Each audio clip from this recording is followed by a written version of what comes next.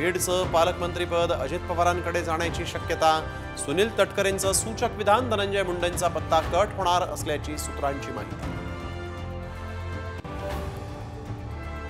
सावित्रीबाई फुलेंच्या जन्मगावी नायगावला स्मारक उभारणार, मुख्यमंत्री देवेंद्र फडणवीसांची मोठी घोषणा।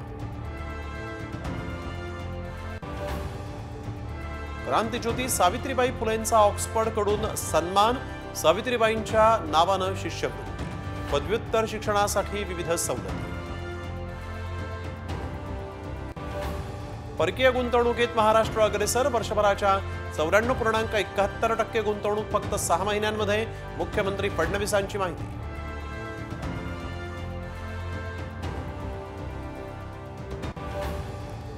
आगामी मुंबई महानगरपालिका निवडणुकीच्या पार्श्वभूमीवर निवडणूक आयोग ॲक्शन मोडवर। निवडणूक आयोगाकडून मुंबईतील शाळांची चाचपणी सुरू, एप्रिल-मे मध्ये निवडणुका होण्याची शक्यता। ग्रामसेवकांना बायोमेट्रिक हजेरी लागू करणार, राज्य सरकारकडून पुन्हा सूचना जारी।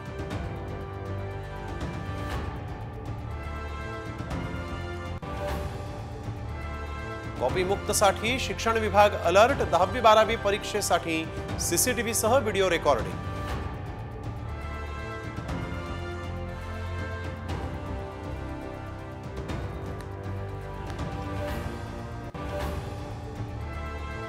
कोल्हापुरातल्या झेडपी शाळेमध्ये सिंघमच्या डायलॉगवर रील, माजी विद्यार्थ्याचा प्रताप।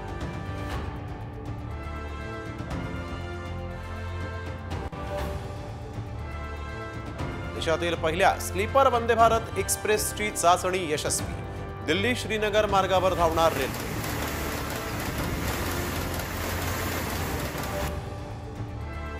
राज्यातील गायब झालेली थंडी पुन्हा परतली, विदर्भासह उत्तर महाराष्ट्रामध्ये किमान तापमानाचा पारा 10 अंशाच्या खाली घसरला।